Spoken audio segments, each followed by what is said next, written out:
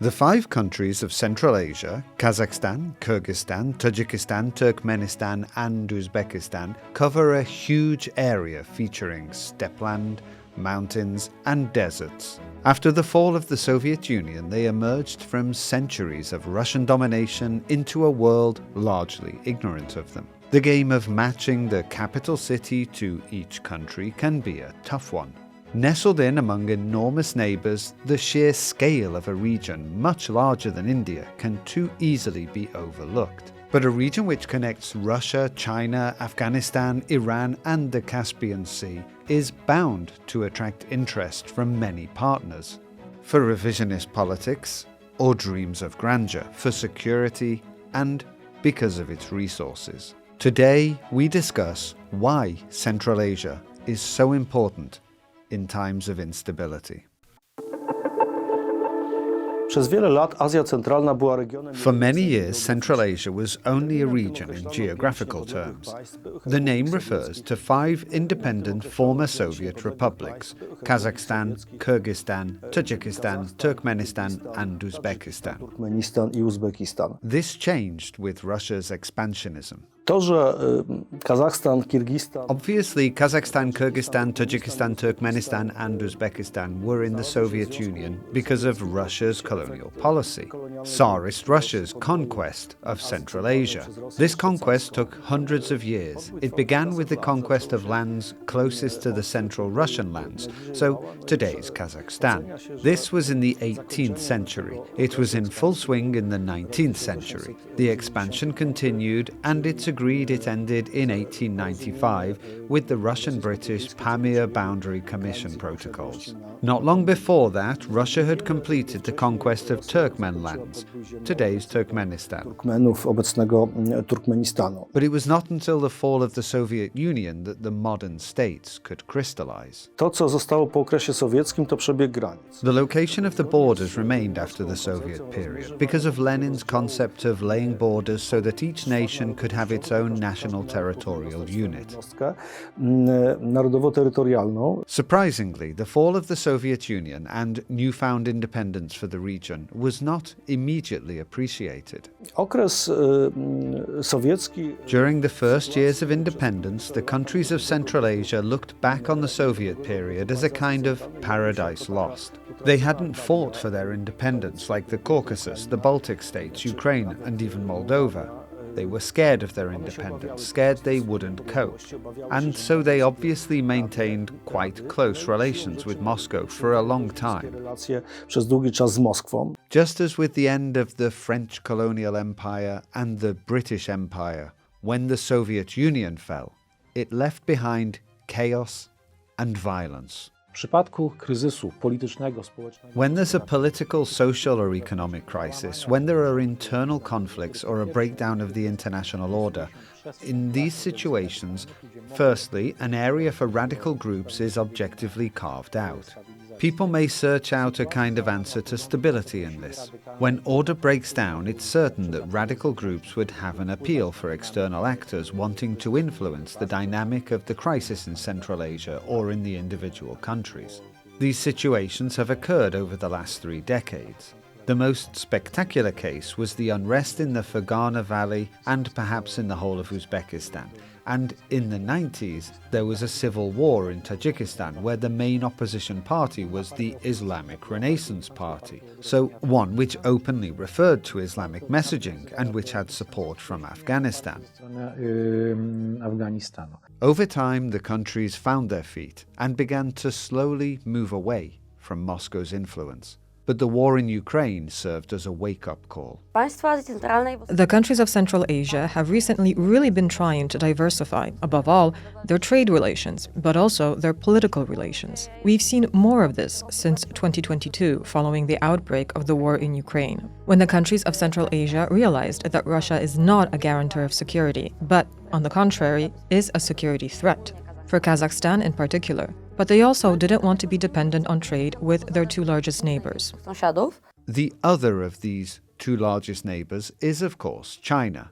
The region's already had well-developed ties with this country, and the main factor here is not trade, at least not from China's perspective. Podstawowy powód, dla którego The fundamental reason why China is interested in Central Asia as a region is, of course, security. Strategic security, because Xinjiang, the Xinjiang Uyghur Autonomous Region, which is of course only autonomous by name, is China's largest region. It shields China to the west and northwest.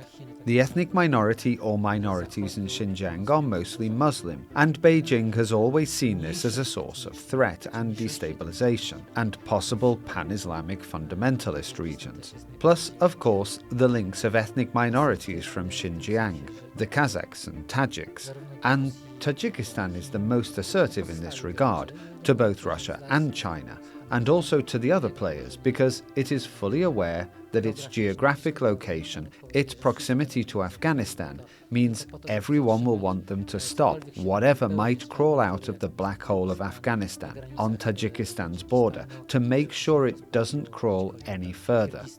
Also, Kyrgyzstan, let's say, is wobbling and is a source of instability. I stanowi pewne źródło niestabilności. With a combined population well under 100 million, it shouldn't be surprising that trade is not China's priority in the region. But these links do exist. Te państwa nie są jakimś wielkim odbiorcą. These countries are not large recipients of Chinese production in economic terms or in international exchange, but they are an important partner for Xinjiang and its economy, but not for China as a whole. Ale nie gospodarki całych Chin. So how does Russia view this cooperation? Is China a partner or a competitor in Central Asia? Z Rosją ustanowiono swoje... There is a kind of modus vivendi with Russia, or in fact an understanding where Russia provides the stick and China brings the carrot, and that's how they manage the region. Of course, a certain weakening of Russia in the region because of its 4-year, 3-day special military operation in Ukraine means that this Russian stick has diminished a little. Ten rosyjski kij trochę zmalał. Though the Russian stick is getting softer, China itself is still not a major player in Central Asia in military terms. Oczywiście chciałyby robić wrażenie, że posiadają. Of course, China would like to make the impression that it has these means. We know they have one smallish base in Tajikistan in the Pamir, not far from the border with Afghanistan, but it's just one base. There's talk of a second base further west, but it's still only talk. Right now, China is not capable of projecting its strength in this region, at least not far from its borders. This means they still need this Russian stick. Na rosyjskim kiju. But Russia and China are not the only countries which have cooperated with the region in military terms. After 9/11, the US was attracted to the region because of its proximity to Afghanistan. The US-led coalition began its anti-terrorist operation in Afghanistan and needed the logistics supply of bases near the Afghan border. And there came the American base at Manas Air Base outside Bishkek. Western NATO forces appeared at the Kyrgyzstan base in southern Uzbekistan. This period ended more or less in 2005 with the massacre in Adijan in Uzbekistan, the very bloody pacification of a peaceful demonstration. This led to Uzbekistan ending its rapprochement with the West and with a return towards Russia, though this would turn out to be short-lived. And more recently, Central Asia's Western partners have still found political obstacles to cooperation in the region. Let's not try to fool ourselves. All the countries of Central Asia are currently, to some degree, authoritarian. This doesn't really encourage the European Union to cooperate with them. At present, this cooperation is mainly trade. Politically speaking, it's at a minimum. This is to some extent caused by both sides having no initiative. We can't say that these countries don't want to cooperate with the West. It's somewhat the case that the West doesn't want to cooperate with them. A big change for the better from the perspective of Central Asia can be seen in relations with the United States, because the new administration is no longer pressuring them to democratize, to cut off links with Russia and China. The Trump administration is very mercantile and geared towards benefits, and the recent US Central Asia summit clearly demonstrates the huge desire above all for trade. Of course, this is about the raw materials, critical materials, uranium and oil, with no conditions asked of the countries of Central Asia. But global instability has led to compromises in this regard. Po agresji Rosji na Ukrainę, kiedy Following the Russian aggression in Ukraine, when we were looking for, and we still are looking, for example, for transit routes alternative to Russia, Central Asia looked very interesting. And not only in terms of transportation, but also because of raw materials. In these terms, this region is still important. But, for example, France is searching for new sources of uranium after it lost access to sources in Niger. And in 2023, President Macron traveled to Uzbekistan and Kazakhstan to make a deal about supplies of uranium for French nuclear plants. do francuskich elektrowni atomowych. There is one more obvious partner to the region, one which shares the same main religion and has strong linguistic links. Turcja od samego początku miała bardzo ambitne plany. From the outset, Turkey had very ambitious plans for Central Asia. Already in the 90s, Turkey really wanted to be involved there, but it seems that, at that time, they slightly underestimated how strong a player Russia still was there.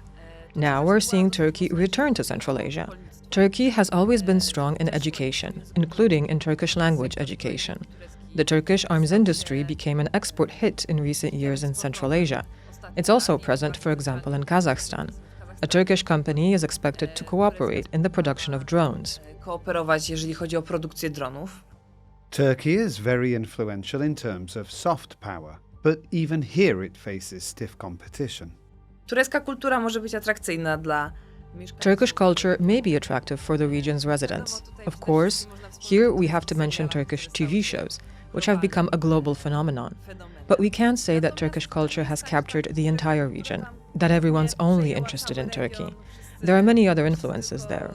Knowledge of the Russian language is still widespread there, so Russian culture, Russian music can be encountered very often in Central Asia. I can't say I've noticed that Chinese culture has taken hold in any way in the region. But Korean culture, on the other hand, has become very popular indeed recently. Stała się bardzo popularna. Turkey would like to turn these traditional ties to Central Asia into something more tangible. Jednym z elementów tego tureckiego zaangażowania. One of the elements of Turkey's involvement is the Organization of Turkic States. This organization is geared towards a Turkic identity. All the countries of Central Asia belong to it, except Tajikistan. We can see these countries meeting in this format with Turkey and with Azerbaijan. Azerbaijan is also quite regularly there at different levels. In the beginning, when this organization was founded, it was above all concerned with cultural matters. But now we see that there's a lot of talk, very much, about trade, about lifting customs duties, about transport corridors leading from China through Central Asia and Turkey to Europe. So we can see that this cooperation is becoming increasingly tangible and connected to hard interests, rather than just cultural issues and some politics based on a shared sense of brotherhood. Polityki opartej na poczuciu braterstwa. But it appears that these cultural links are insufficient to make Turkey one of the main players. Turcja jakkolwiek aspiruje do tego, żeby... However much Turkey aspires to becoming a player, a regional power, it has never been able to trump the Russian offer or the Chinese offer in Central Asia. And it's never had this ambition. In recent years, in particular, Turkey has focused more on its immediate neighborhood, the Middle East, than on Central Asia.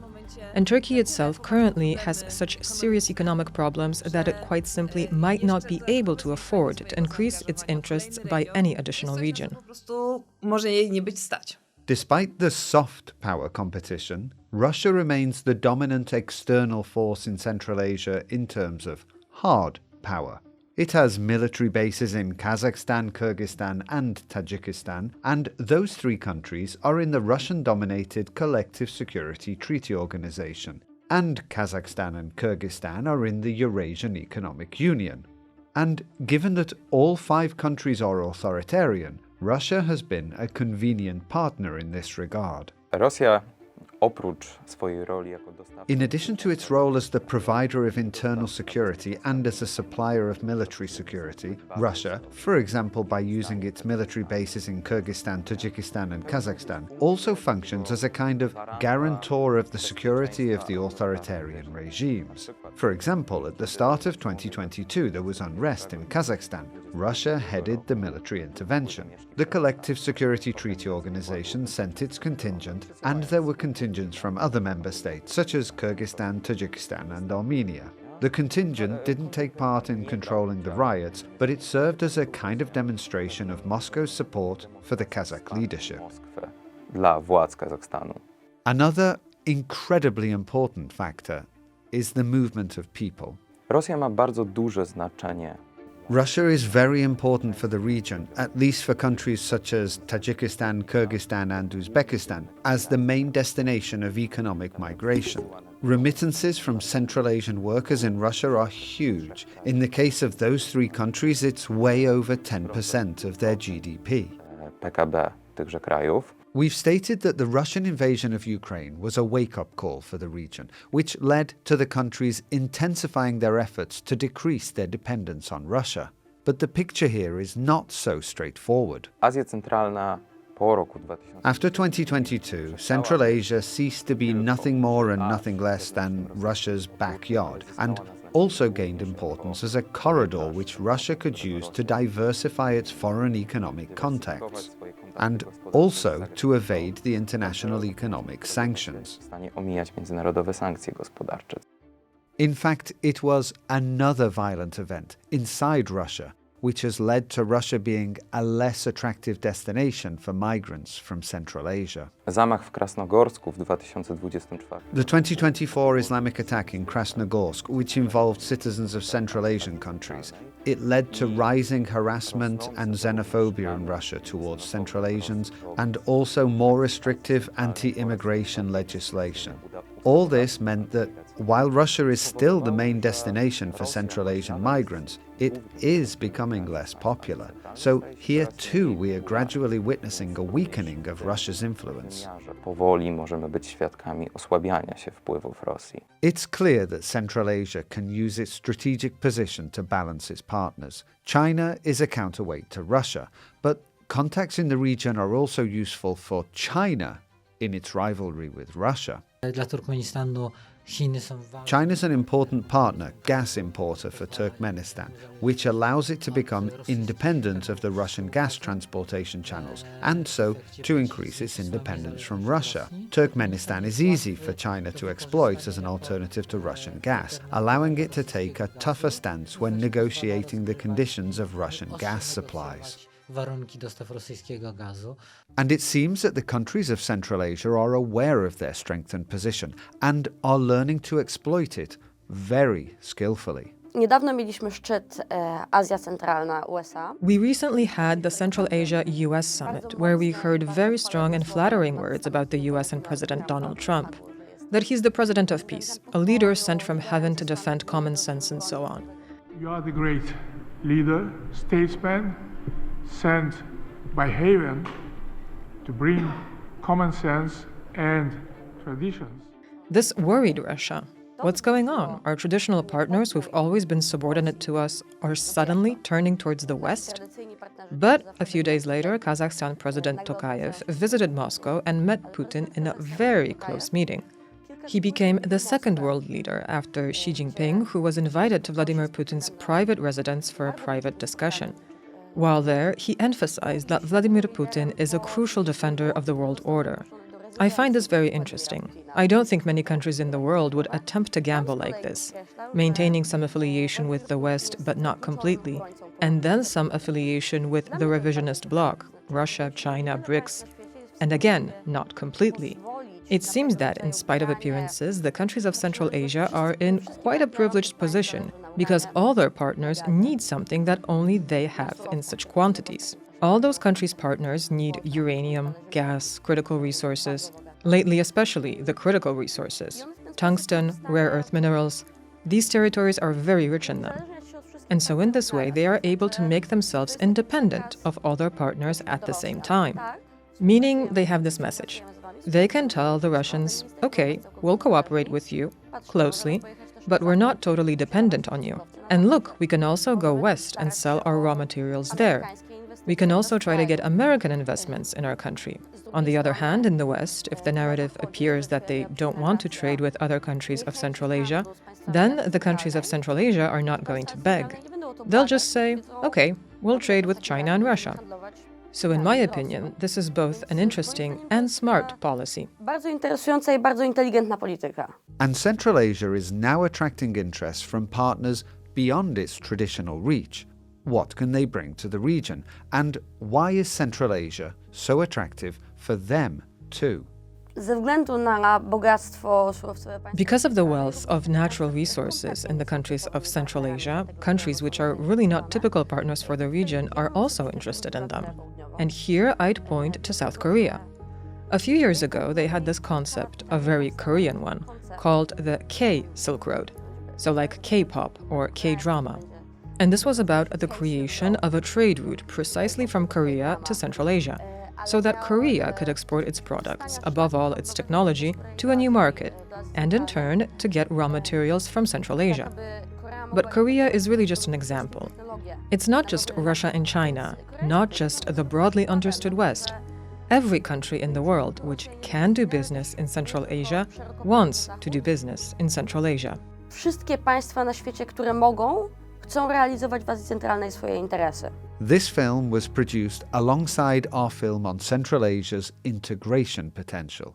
Make sure to subscribe so you don't miss it.